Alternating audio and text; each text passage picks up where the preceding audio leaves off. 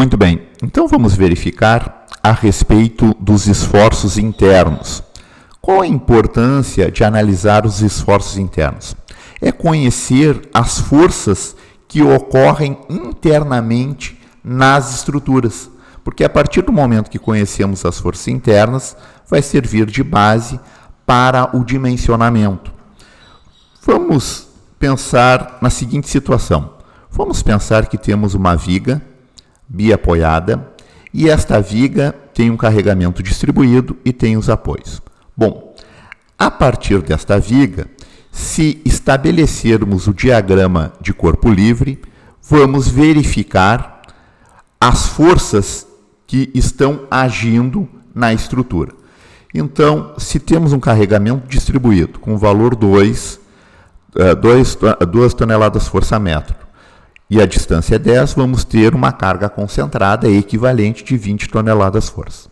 Se temos uma carga aqui concentrada de 3 toneladas força, então esse vínculo de segunda ordem vai reagir com o valor de 3 toneladas força.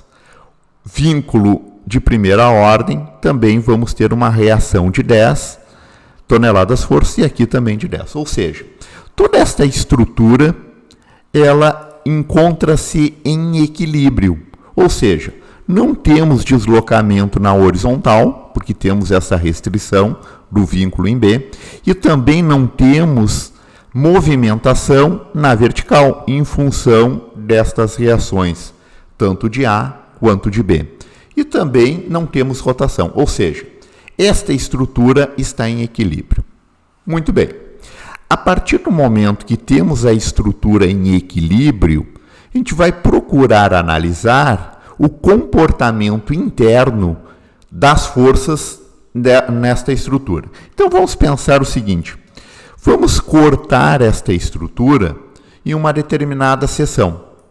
Então podemos pensar aqui em uma seção que tem a distância x igual a 4. Então o total é 10. Vamos pensar aqui numa distância de 4 metros. Bom, a partir do momento que realizamos este corte na estrutura, o que irá ocorrer? Irá ocorrer forças internas que vão servir de base para o equilíbrio. Imagine, se eu cortei aqui essa estrutura no valor de 4 metros, vão surgir forças que, de tal maneira que essas forças, elas promoverão um equilíbrio desta parte da esquerda da estrutura. Ou seja, para que a parte da esquerda da estrutura ela venha a ficar em equilíbrio, estas forças aqui, obrigatoriamente, elas terão que restringir esta movimentação. Então, estas forças internas são caracterizadas no sentido de restringir uma movimentação longitudinal, e esta força ela é designada de esforço normal, também de restringir um deslocamento transversal, ela é também designada de esforço cortante, e também restringir o giro, que neste caso é uma caracterização de momento fletor. Então, estas forças internas que surgem para equilibrar esta parte da esquerda da estrutura, também vão surgir forças internamente para equilibrar a parte da direita da estrutura. Então, temos aqui as mesmas solicitações. Então, estas solicitações internas, elas se anulam. Então, se essa força normal ela está tracionando, no caso aqui, essa parte da esquerda, também vai ter uma força normal que vai promover uma atração na parte da direita. Então, esses valores, essas forças internas que ocorrem, elas vão se anular. Então, tanto do esforço normal, quanto o valor da cortante e o momento fletor. Então, as forças internas, elas se anulam em um determinado ponto. Por isso que a gente procura analisar ou a parte da esquerda ou a parte da direita. Ou seja, se estabelecermos o equilíbrio da esquerda, os valores obtidos aqui das forças internas vão ser idênticos aos valores obtidos da parte da direita. Ok?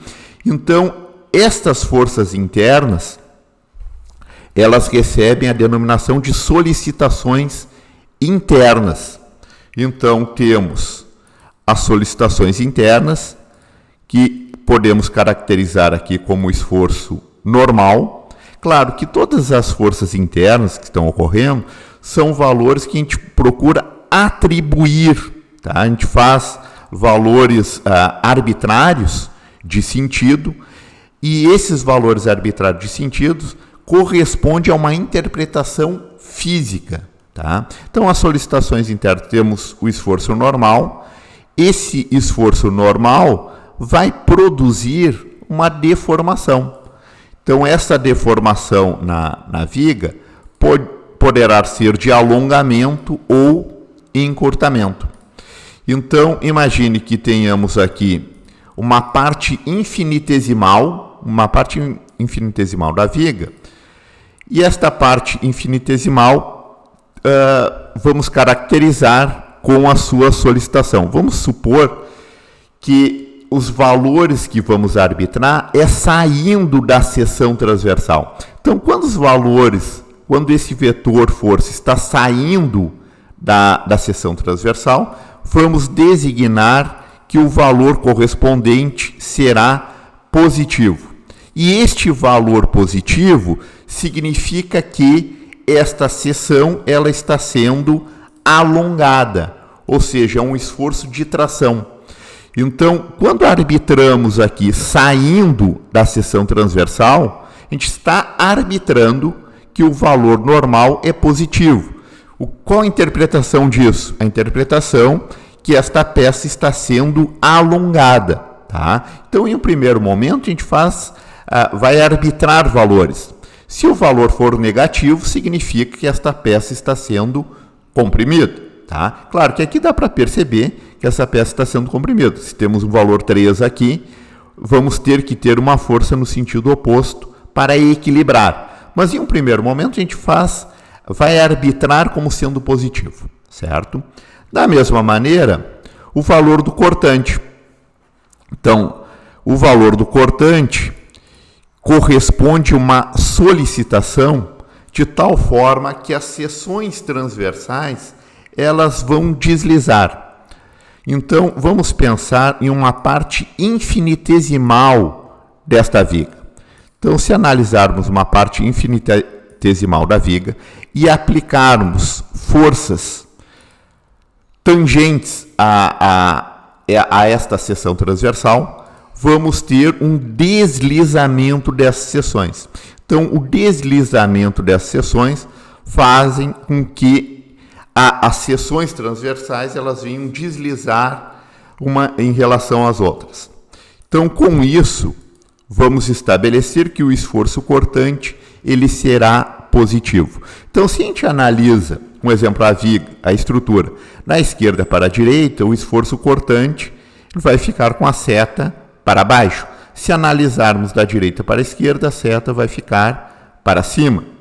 Então, esta interpretação física do sinal corresponde que as seções elas vão girar no sentido horário. Da mesma maneira, o momento fletor. Então, o momento fletor corresponde ao giro destas seções, ou seja, a rotação das seções transversais. Então, a gente vai atribuir o valor do momento fletor quando analisamos da esquerda para a direita no sentido anti-horário. Quando analisamos no sentido da direita para a esquerda é no sentido horário. Então, esses valores estabelecidos fazem com que o valor positivo do momento fletor, quando temos esta análise anti-horário da esquerda para a direita e o horário no sentido da direita para a esquerda, corresponde que esta parte da seção transversal ela vai ter uma deformação. Que deformação é essa? Corresponde que vamos ter tração na parte inferior e compressão na parte superior. Então, quando isto ocorre, designamos que o momento fletor será positivo. Bom, então, a partir do momento que realizamos essa atribuição, temos que conferir esses valores. Como a gente faz esta conferência? Estabelecendo o diagrama de corpo livre. Então, escolhemos uma parte da estrutura. Eu posso escolher essa parte da esquerda ou a parte da direita. O valor será idêntico, estabelecido. Então, vamos escolher aqui essa parte da esquerda. Então, realizamos o somatório das forças da mesma maneira. É um diagrama de corpo livre. Tá? O funcionamento é o mesmo. O que temos que pensar? Que o carregamento ele tem que ser o original. Eu não posso analisar esse carregamento correspondente de forma simplificada. Tá? Então, realizo o somatório das forças em X. Ao realizar o somatório das forças em X, eu vou ter o normal, o esforço normal, positivo, que está adotado aqui, mais o valor 3. Então, normal mais 3 igual a 0, normal menos 3. Então, o sentido que eu atribuí aqui vai ser o oposto. Significa que trata-se de compressão. Da mesma maneira, claro, se eu analisasse essa parte da direita, o normal também seria menos 3. Tá? Da mesma forma. Bom, o esforço cortante. Então, eu posso realizar o somatório das forças em Y igual a 0.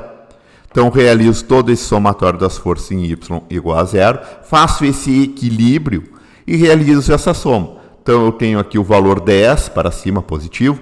O cortante, eu vou inserir o valor negativo. Por quê? Porque a somatório das forças é independente da atribuição, certo? Então, eu vou ter o valor 10, correspondente aqui, para cima, menos que está para baixo, e menos 8, em função do carregamento distribuído, que é 2 vezes o valor 4, menos 8. Então, ao realizar esta soma, vamos ter que o valor do cortante foi o valor de 2 toneladas força. Ou seja, esse valor é positivo, então o que foi atribuído aqui vai permanecer nesse sentido, certo? Da mesma maneira, o momento fletor. Realizamos toda a somatória do momento fletor, estabelecendo, temos o momento fletor, então, analisando da esquerda, o momento fletor positivo, mais o valor 2 vezes o valor 4, que é 8, centralizamos e vezes essa distância, que é 4. Mais menos o valor 10 vezes esta distância, que é 4. Então, realizamos toda esta somatória. Então, momento fletor positivo, sentido anti-horário, mais 8 vezes o 2, que é em função do carregamento distribuído, menos 10 vezes 4, que é em função da reação. Então, o valor 24 toneladas força-metro. O que significa? Significa o que foi atribuído está no sentido correto. Bom, a partir disso, dá para verificar esses valores estabelecidos, os valores obtidos na estrutura. Então, na estrutura, vamos ter este comportamento. Então, o valor estabelecido como 3, verificamos que deu o valor menos 3. Então, significa que o sentido que foi atribuído aqui saindo da seção, ele vai entrar na seção. Então, esse valor, embora tenha dado o valor menos 3, quando indicamos o sentido, podemos deixar somente o seu valor 3 toneladas força. Ou seja, eu estou indicando que esta parte da peça ela está sendo comprimida. Então, indicamos no sentido oposto, que está aqui, com o valor 3. Da mesma maneira, da direita, dessa estrutura da direita, temos também uma compressão com valor de 3 toneladas força. Na verdade, o sinal indica o valor, o comportamento físico. Tá? Então, um sinal negativo indica que trata-se de compressão. Da mesma maneira, o momento fletor é 24. Então, toda essa parte daqui da estrutura ela está sendo tracionada na parte inferior e comprimida na parte superior. Tanto da estrutura da esquerda quanto da estrutura da direita, porque o valor é o mesmo. E o esforço cortante também, da mesma maneira. Temos cisalhamento no sentido horário aqui e também no sentido horário na parte da direita. Então, com isso verificamos a parte inicial que envolve esforços internos.